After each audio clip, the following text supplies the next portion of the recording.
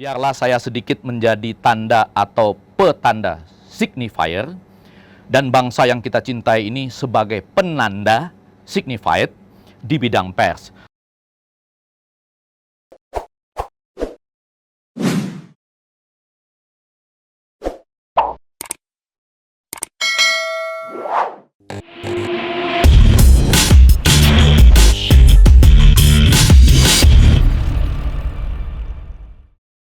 Assalamualaikum warahmatullahi wabarakatuh, Sobat RH sekalian. Jumpa lagi kita di channel yang keren ini, Keren Cadas. Tapi lebih baik kita buka ini dulu ya. Sudah buka. Ini malam ini, hari ini adalah hari dan malam yang bersejarah. Karena untuk pertama kalinya di RH Channel ada program baru namanya Di Podium. Artinya? Di Podium itu adalah di manakah posisi dirimu untuk masyarakat. Saya ini seperti berada di Republik Mimpi jadi. Oh, tapi sebelumnya saya akan introduction dulu ya. Jadi Sobat Era sekalian, Di Podium ini memberikan kesempatan kepada siapapun, tokoh masyarakat, rakyat biasa, pemimpin atau siapapun yang ingin menyampaikan pemikirannya, opininya di RH Channel, no limitation. Dalam pengertian waktu, ya kan? Ya. Tetapi tentu harus bertanggung jawab terhadap apa yang diucapkan. Seperti taman-taman kebebasan berpendapat di banyak negara di dunia ya. Seperti zaman Yunani dulu ya. Oh, oke. Ketika Socrates, Aristoteles dan Plato mengumpulkan muridnya untuk berbicara mengenai konsep-konsep ketatanegaraan, kemasyarakatan dan lain sebagainya. Nah, di podium pertama ini, Sobat Era sekalian, kita akan menyaksikan pidato bukan pengukuhan. Jadi, pertanggal 21 April yang lalu, Profesor Effendi Ghazali PhD telah mengembalikan gelar profesornya kepada negara. Dan dalam kesempatan ini, di podium pertama ini, Profesor Effendi Ghazali dan nanti sudah kita tidak akan panggil profesor lagi, akan menyampaikan pidato perpisahan sebagai profesor. Dan di podium is yours, Profesor Effendi Ghazali. Selamat. Silakan.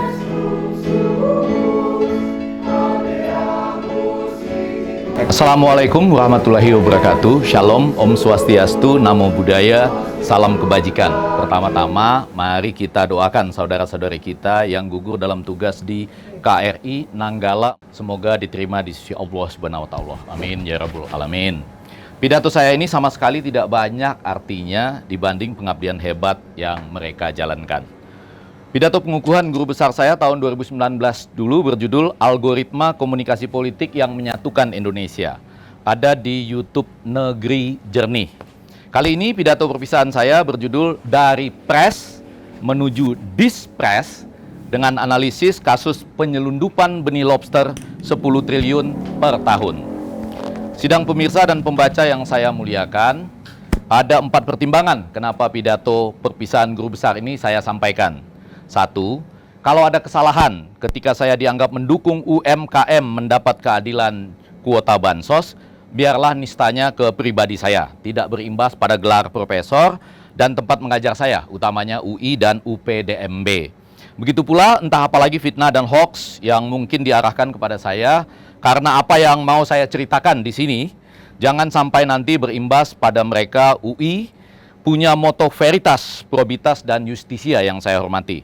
Sementara saya ingin menjadi guru besar di UPDMB, karena Buya Hamka dulu guru besarnya juga di Universitas Profesor Dr. Mustopo Beragama. Buya merupakan salah satu idola saya. Yang kedua, 50% dari pidato yang ingin saya sampaikan di sini sudah pernah tayang di sebuah podcast tokoh terkenal sahabat saya. Penontonnya sudah 2 jutaan, tapi kemudian ternyata hilang.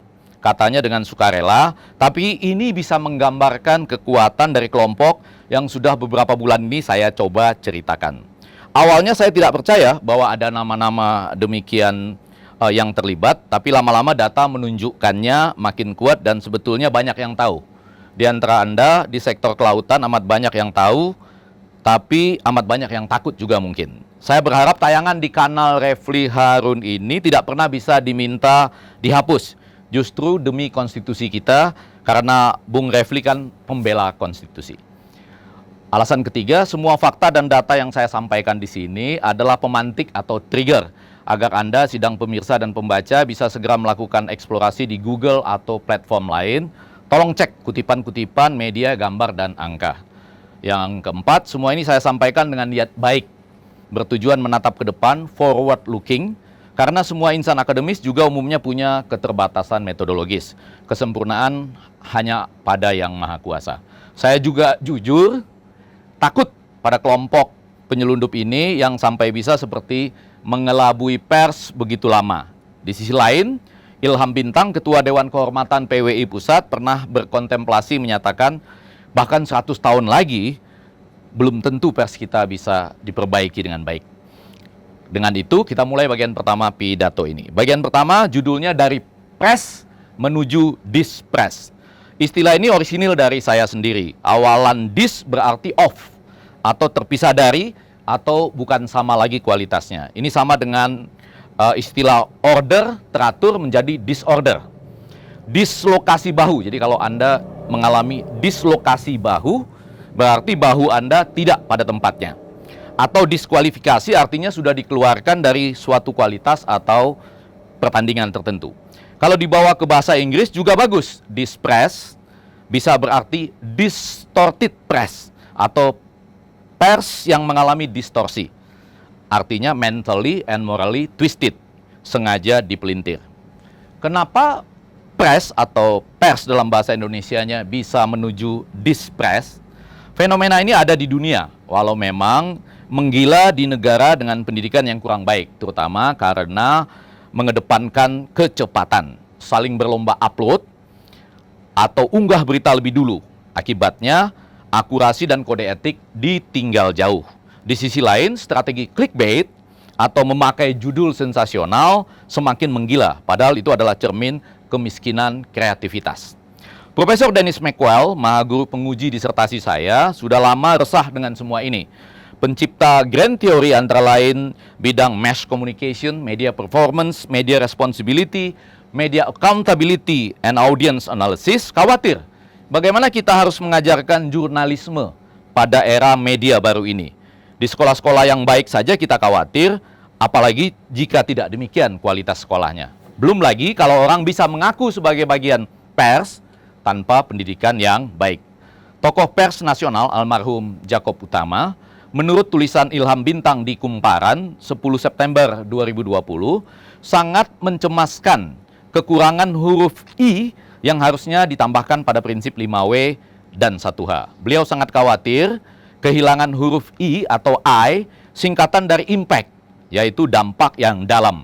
Yang menurut saya juga bisa berarti irreversible, tidak bisa ditarik kembali. Sekali Anda melakukan kesalahan akurasi, apalagi yang disengaja, the damage has been done. Jadi kerusakan sudah terjadi.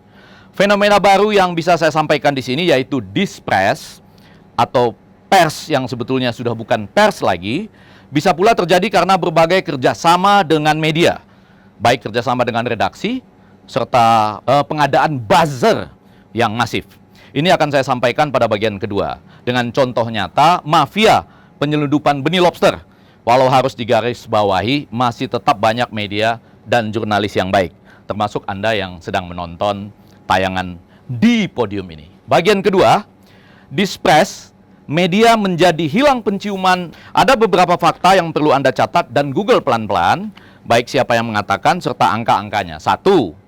Sejak tahun 2015 sudah ada peraturan menteri yang melarang menangkap benih lobster, melarang melakukan budidaya dari benih-benih lobster, dan melarang melakukan ekspor benih lobster. Kalau begitu, harusnya pada tahun 2016 industri lobster Vietnam harus tersisa 20% saja. Karena 80% benihnya berasal dari Indonesia. Saya ulangi, kalau betul peraturan itu berjalan dengan baik, harusnya pada tahun 2016 industri lobster Vietnam harus tersisa hanya 20% saja. Karena 80% benihnya berasal dari Indonesia. Faktanya, industri lobster Vietnam berkembang dahsyat. Yang kedua, terdapat upaya memelintir data ekspor lobster Vietnam. Di tahun 2019, silahkan Google, ada yang mengatakan ekspor lobster Vietnam tinggal 7 juta dolar Amerika. Ini gara-gara pelarangan ekspor benih lobster dari Indonesia. Faktanya, Nha Trang University pada buku Radhakrishnan dan kawan-kawan terbitan Springer tahun 2019 halaman 543 menyatakan nilai ekspor lobster Vietnam tahun 2016 adalah 120 juta dolar Amerika. Jadi sengaja dikecilkan 1/16 kali supaya terlihat pelarangan ekspor benih lobster itu efektif. Sekali lagi saya ulangi, sengaja dikecilkan 1/16 kali, padahal ekspor industri lobster Vietnam bernilai 120 juta dolar pada tahun 2016. Jadi benih lobster hasil penyelundupan dari Indonesia mengalir ke Vietnam sangat masif. Dan media seperti kehilangan ketajaman pengendusannya, penciumannya. Inilah gejala distress yang serius, yang ternyata mirip dengan gejala COVID-19. Yang ketiga, untuk memperkuat narasi dan alasan melarang budidaya serta ekspor benih-benih lobster, dinyatakanlah bahwa lobster di mana-mana di dunia tidak dibudidaya, serta lobster tidak pernah berhasil ditetaskan dari penangkaran. Anda tetap bisa Google ya tentang hal tersebut. Padahal faktanya, lobster sudah dibudidaya dari benih-benih di berbagai negara dan sudah bisa ditetaskan di penangkaran sejak tahun 1988. Lihat buku Radhakrishnan tahun 2019 halaman 421. Pers atau media juga seperti kehilangan penciuman dan pengetahuannya soal perkembangan penetasan lobster ini. Begitu pula para ahli dari sekolah kelautan. Yang keempat, ini yang paling parah. Kita sering melihat gambar orang-orang melakukan restocking atau pelepas liaran kembali benih lobster ke alam. Caranya naik perahu di laut dan melempar-lemparkan benih lobster ke laut. Padahal ini bukan restocking. Saya nyatakan ini pembunuhan massal. Benih lobster yang dilepas ke alam dengan cara begitu langsung akan jadi santapan lahap dari predator-predator yang sudah menunggu di bawah perahu itu. Restocking membutuhkan metode tersendiri. Ada yang pakai pipa, ada yang pakai semacam keramba yang dibenamkan, lalu setelah beberapa hari dibuka. Itu pun harus pada lokasi yang cocok, yang memungkinkannya selamat dan cocok untuk hidup. Bagaimana tiba-tiba media dan ahli kelautan sekolah-sekolah ternama tiba-tiba menjadi terkena gejala distress amat serius soal restocking ini? Makanya saya mengajak diskusi di televisi, di kampus atau di mana saja, termasuk di podium ini. Saya bukan ahli lobster, tapi serius mempelajari lobster dan bergaul lama dengan pakar lobster. Serta pidato ini pun sudah saya konsultasikan dengan PhD bidang lobster. Beberapa media memang membuat judul sensasional, seakan-akan saya menantang berdebat. Padahal saya hanya ingin diskusi demi literasi, kapan perlu pakai cipika-cipiki, dan fakta membuktikan bahwa saya lumayan santun dimanapun berdiskusi selama ini. Bagian ketiga, distress dan angka-angka penyelundupan. Ketika saya berulang kali mengangkat keempat isu di atas, serangan terhadap saya dan aktivitas saya dimulai. Jangan lupa, sampai saat ini saya tidak pernah menyebut nama tertentu yang melakukan. Mari sama-sama kita cari kemudian. Sekali lagi, sebuah podcast atau tayangan YouTube saya dengan teman yang sangat terkenal membahas masalah ini, sudah 2 jutaan kira-kira penontonnya, tiba-tiba hilang begitu saja. Artinya, angka-angka penyelundupannya signifikan dan serangan baliknya serius. Berikut angka-angkanya. 1. Seorang penyelundup menyatakan mengirimkan sampai tahun 2019 setiap hari 500.000 sampai 1 juta ekor benih lobster dimasukkan dalam box-box dengan tulisan sayur, vegetable, dikirim dari bandar udara. Ini menurutnya dilakukan setiap hari dan Bung Refli Harun tadi sudah mendengar rekamannya. 2. Bandara dan pelabuhan tempat penyelundupan benih lobster ini totalnya bisa sampai 10 lokasi. 3. Saya melakukan studi dan bertemu dengan 3 pengusaha lobster Vietnam. Rata-rata mereka di tahun 2019 mengirim antara 40 sampai 70 ton lobster ke Cina setiap hari. Ini artinya cocok dengan fakta dan perhitungan bahwa Vietnam membutuhkan atau mampu menyerap 360 juta benih lobster per tahun. Bung Refli Harun tadi juga sudah melihat pesan WeChat-nya. Yang keempat, pada tahun 2019 harga benih lobster mutiara per ekor antara Rp120.000 sampai Rp132.000. Harga benih lobster pasir di Vietnam antara Rp20.000 sampai Rp32.000 per ekor. Biasanya komposisi pengiriman adalah 90% lobster pasir dan 10% lobster mutiara. Dari sinilah keluar angka hitungan sekitar 10 triliun lebih per tahun. Yang kelima, dalam laporan sebuah media K, disebutkan bahwa di tahun 2019 setidaknya ada 15 kali penggagalan penyelundupan.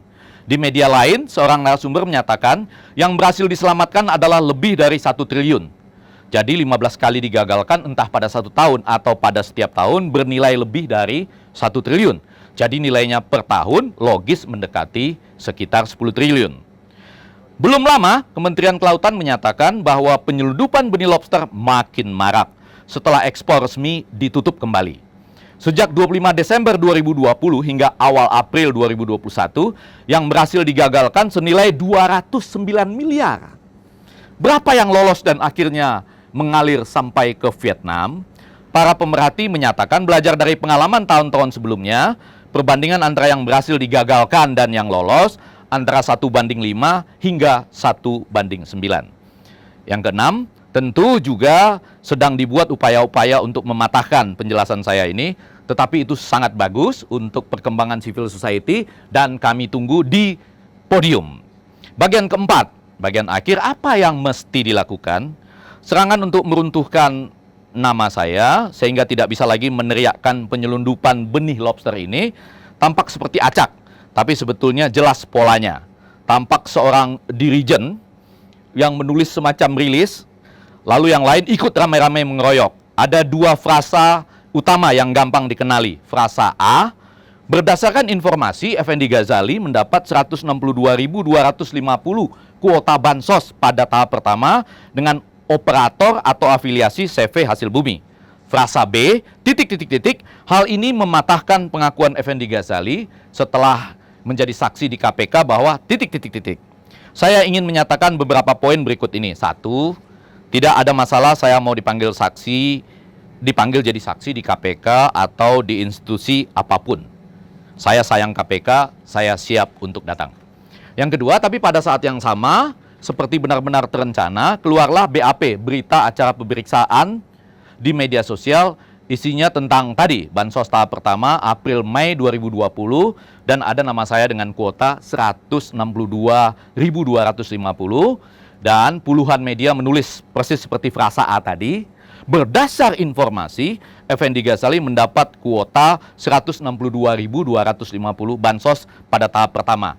Itulah persisnya dispres.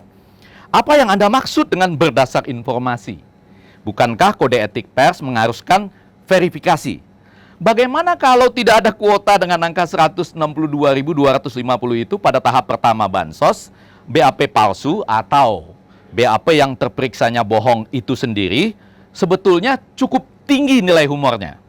Ada nama Effendi Ghazali dengan 162.250 kuota bansos, lalu ada nama PT lain hanya dengan angka 200 kuota bansos. Ini kan selera humor yang tinggi. Ada yang dapat 162.250, lalu PT lain hanya 200 kuota bansos.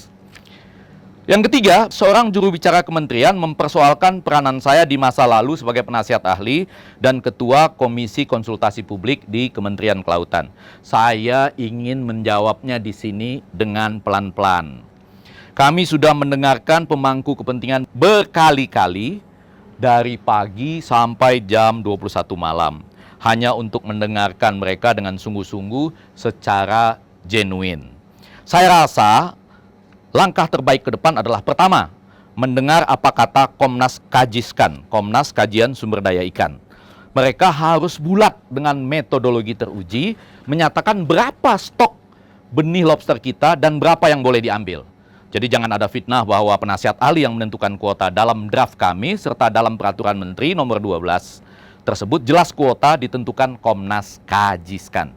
Saya tetap mengusulkan jumlahnya dibagi 2. Untuk setiap benih lobster yang diekspor ke Vietnam, 1 benih lobster harus dibudidaya di sini dengan investasi dan teknologi dari Vietnam.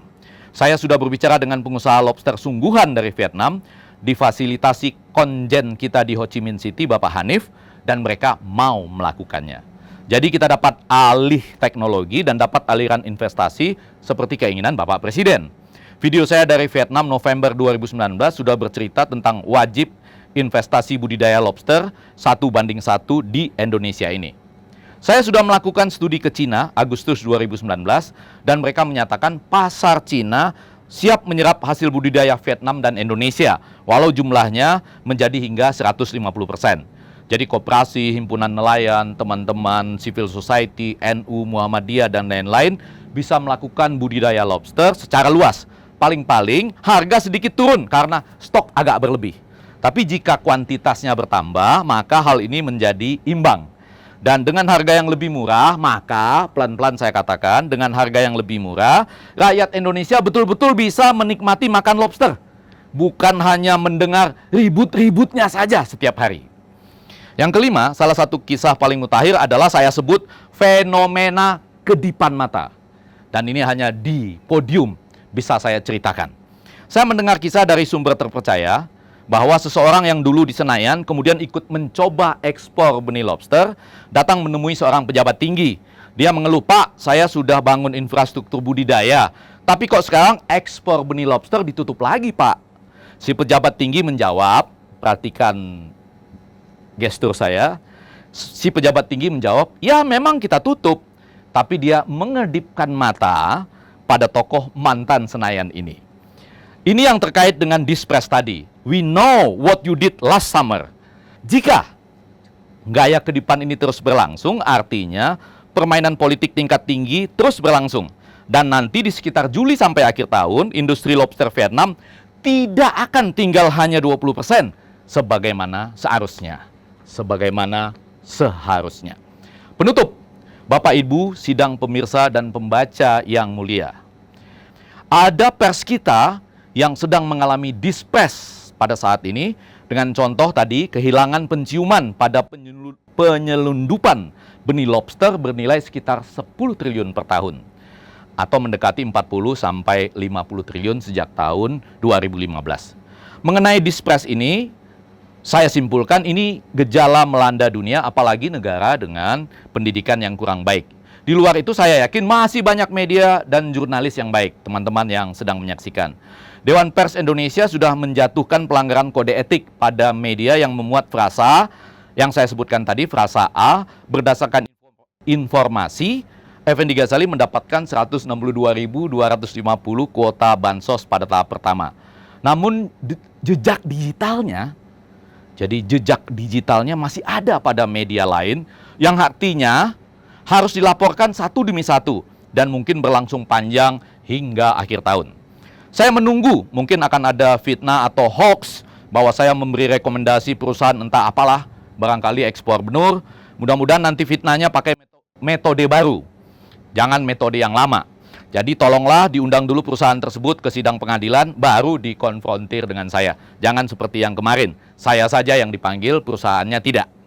Mengenai UMKM yang pernah saya bahas di acara Refli Harun channel ini, yang setelah saya sebut di seminar 23 Juli mungkin mereka mendapat 20.000 atau mungkin berkisar sekitar 50.000 untuk seluruh bansos, hibah, bansos komunitas dan lain-lain yang barangkali totalnya berkisar sekitar 25 juta kuota bansos. Kalau dihitung bagiannya hanya 0,0008, angka nolnya di belakang koma ada 3. Saya sendiri sedang berusaha meminta UMKM melakukan audit dengan konsultan publik.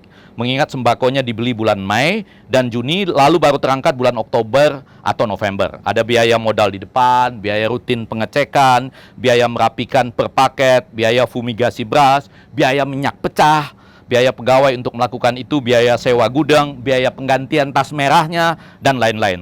Tentu jangan disamakan atau dibandingkan begitu saja nasib UMKM yang tidak menentu terangkat kuota bansosnya dibandingkan perusahaan yang kuotanya jumbo dan pasti terangkat setiap bulan.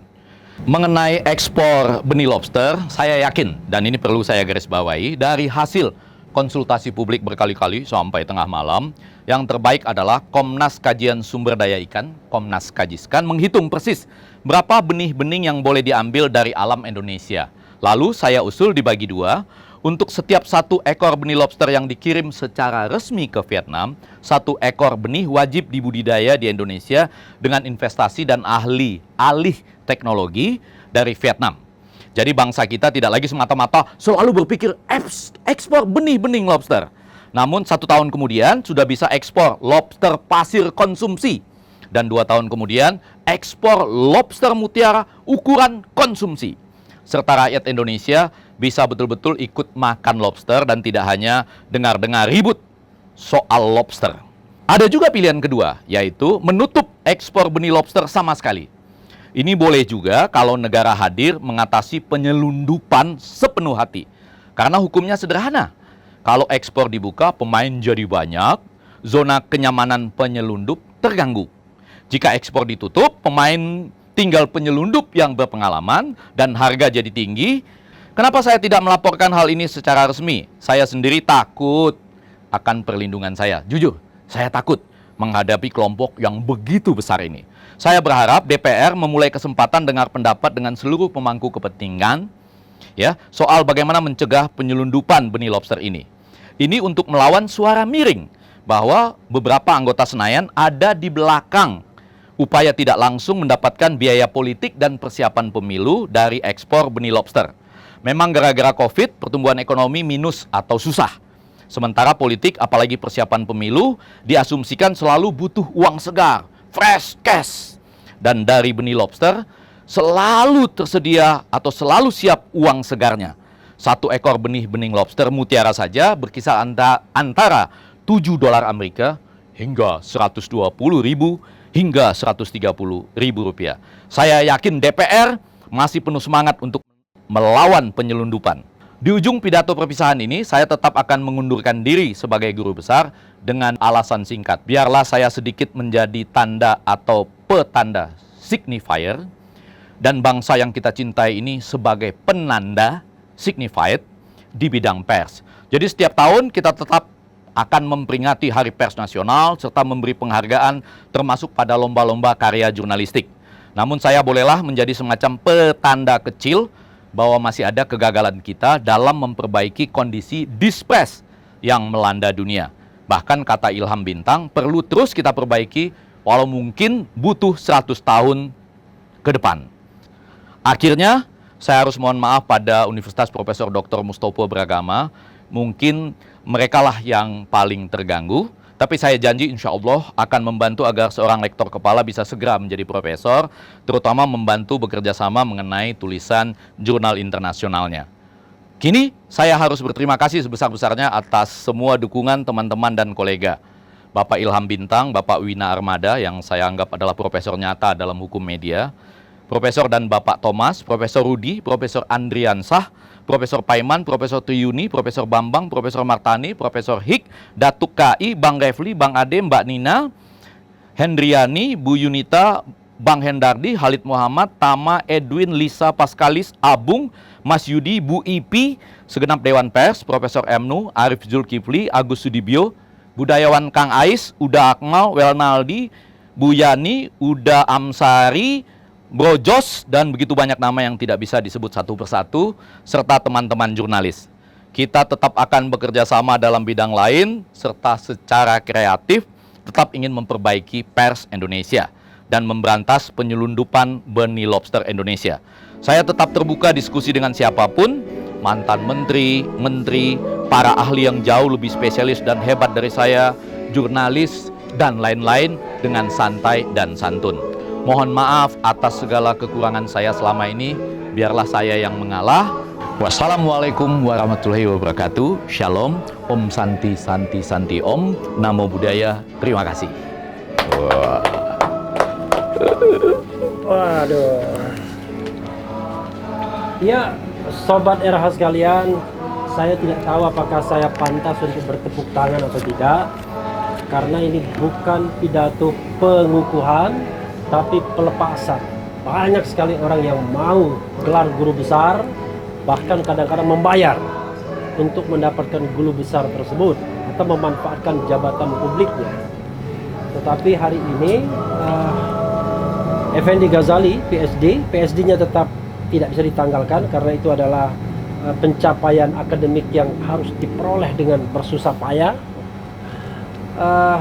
sudah menanggalkan guru besarnya, tetapi saya berbahagia karena paling tidak malam ini, hari ini, kita menemukan tempat baru dan ide baru. Oh iya, di podium. Di podium. Iya, benar-benar. Di podium. Di mana posisi dirimu untuk masyarakat. Di podium. Kalau dulu ada gomblo, di radio. Di radio ini, di podium. Di podium. Ya, saudara sekalian, itu saja. Yang penting tetap di channel ini, karena di channel ini Anda akan dirayu, ditipu, direpotin, dicecar, diuber pula di jalur khusus. Karena channel ini adalah channel yang mengancam, memeras, dan membenci. Jangan lupa subscribe, like, comment, and share.